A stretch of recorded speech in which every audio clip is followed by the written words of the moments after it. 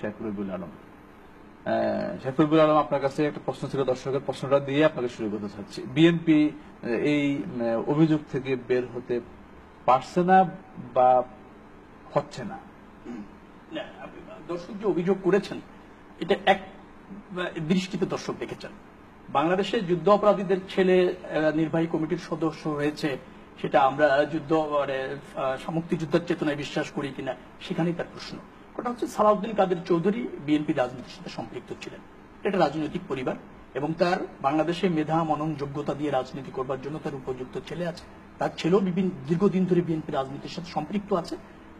খুব গুরুত্বপূর্ণ কোনো পদে ছিল না, তাকে মূল্যায়ন করে নির্বাহী কমিটি পদ দেওয়া হয়েছে এবং এটার জন্য উপযুক্তভাবে মূল্যায়ন করে তাকে দেওয়া হয়েছে।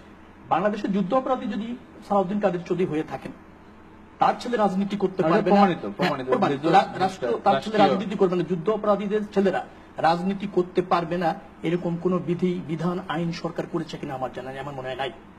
দ্বিতীয়ত হচ্ছে আপনি মন্ত্রিসভায় নৈতিকতা বা একটু দলের না নৈতিকতা আসবে তখন আপনার রাষ্ট্রেও, আপনি যখন রাষ্ট্র পরিচালনা করছেন, আপনার সরকারেও এরকম কথিত যুদ্ধ অপরাধীদের ছেলেরা মন্ত্রিসভায় আছে এবং আপনার প্রেসিডেন্ট সদস্য হচ্ছে। এখন প্রশ্ন হচ্ছে যে আপনি রাষ্ট্রীয়ভাবে স্বীকৃত কিনা। আপনি অভিযোগ যদি আপনি তাদের বিরুদ্ধে আনেন সরকারের স্বচ্ছতার জন্য, আওয়ামী লীগের স্বচ্ছতার জন্য, আমি মনে করি এই ধরনের অভিযোগ যদি থেকে থাকে জনমনে, তাদেরকেও আইনের আওতায় এনে যদি আদালত বলে যে তারা নির্দোষ, তারা যুদ্ধ অপরাধের সাথে সম্পৃক্ত না, এটা একটা জনশ্রুতি বা এটা একটা প্রোপাগান্ডা, এইভাবে যদি প্রমাণ করা যায় তাহলে আমার মনে হয় দর্শকের অভিযোগ যথার্থ হয়। আপনি আরেকজনকে এভাবে দেখবেন আর নিজের দলের হলে আপনি সেটাকে যুদ্ধ অপরাধী মনে করে আপনি কমিটিতে রাখবেন না, এইভাবে দেখার কোনো সুযোগ নেই আর কি। এটা সাম্যের দৃষ্টিতে দেখতে হবে। দ্বিতীয়ত একটা বিষয় আসছে, উনি বলেছেন যে বিএনপি ধ্বংসাত্মক রাজনীতি করেছে। মিথ্যা বলেছেন।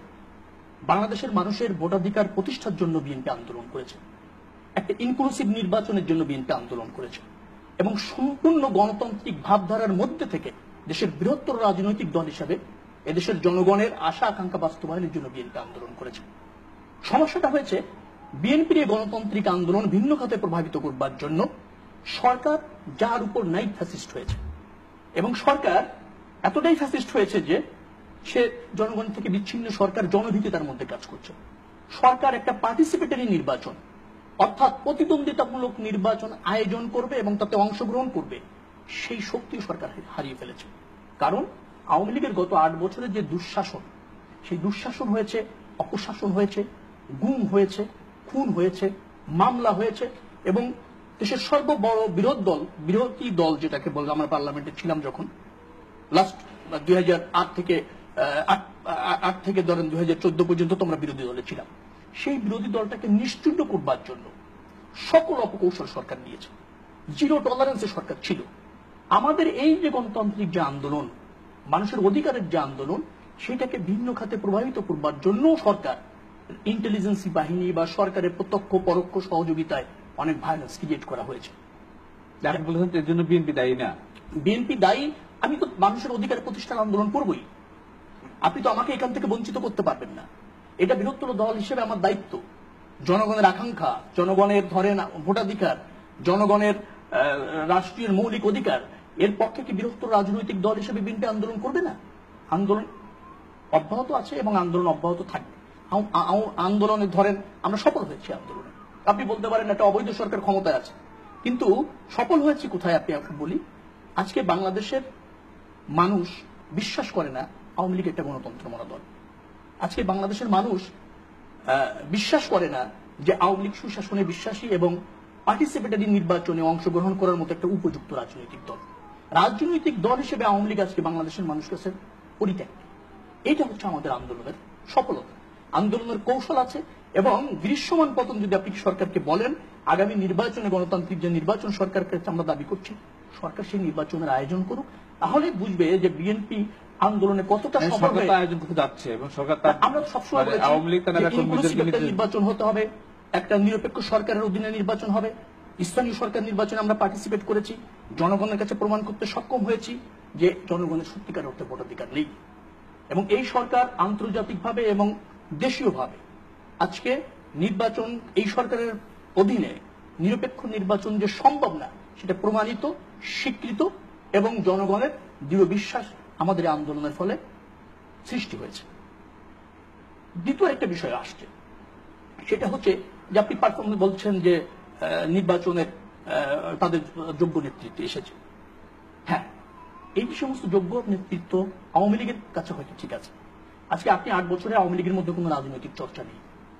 দলটি একই অভিযুক্ত বিএনপির ক্ষেত্রে বলা যায়, বিএনপিতে কার নেতৃত্বে এসেছে?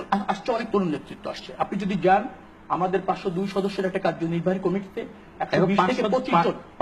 এখানে একটা প্রশ্ন আছে, 502 এর মধ্যে কিন্তু অনেক সুযোগ দেওয়া যাচ্ছে, 81 জনের মধ্যে কিভাবে আপনি অনুবাদ করেন? 502 এর মধ্যে 125 জন এসেছে নতুন নেতৃত্ব। তাহলে 81 জনে কয়জন থাকতে হয়? 81 জনে যদি আপনি ওরকম ওই রেশিও করেন তাতে আসবে, ধরেন আপনার 81 জনও আসবে প্রায় 20 জনের মতো। কিন্তু আপনি যদি পরিসংখ্যান দেখেন 3 জনের উপরে আমি 20 জন হবে না। 500 জনের মধ্যে যদি হয় 81 জনের মধ্যে যদি 125 জনের 4 ভাগের 1 ভাগ, 80 জনের মধ্যে 20 জন হলে ওই 4 ভাগের 1 ভাগ আমি হিসাব করেই বলেছি। তো আপনার 3 জন নতুন নেতৃত্ব আসছে, আর 28 জনের মধ্যে কয়জন আসবে আমি জানি না, 20 জনের আসার কথা আপনি যদি ওই অনুপাতে আপনার প্রশ্ন অনুপাতে দেখেন। কিন্তু বিষয়টা হলো কি, আওয়ামী লীগের মধ্যে নেতৃত্ব বিকশিত হতো যদি আওয়ামী লীগ বিএনপিকে বা তার প্রধান প্রতিদ্বন্দ্বী দলকে রাজনৈতিকভাবে মোকাবিলা করত। আপনি 8 বছরে আওয়ামী লীগের রাজনীতি চর্চার সুযোগ কোথায়? আওয়ামী লীগ যেভাবে বাংলাদেশে করেছে, সরকার তো আওয়ামী লীগের কর্মীদের উপর ডিপেন্ড করেনি। সরকার জনমত তোয়াক্কা করছে না, আওয়ামী লীগের নেতা কর্মীরা জনগণের কাছে কোনো মেসেজ নিয়ে যাচ্ছে না। সরকার কি করেছে, আপনি যদি আওয়ামী লীগের পারফর্ম করেন তাহলে পদ দিতে হবে হচ্ছে আপনার আইন শৃঙ্খলা রক্ষাকারী বড় বড় কর্মকর্তাদের, আপনাকে পদ দিতে হবে প্রশাসনের বড় বড় কর্মকর্তাদের। তারা আওয়ামী লীগের হয়ে, সরকারের হয়ে দলের পক্ষে কাজ করেছে। তো এই ধরনের একটা অরাজনৈতিক পরিবেশ, একটা ফ্যাসিস্ট সরকার, একটা ধরেন জনবিচ্ছিন্ন সরকার, সেই সরকারের রাজনৈতিক কর্মসূচি অন্যদেরকেও যেমন বাধাগ্রস্ত করছে এবং তারা নিজেরাও তাদের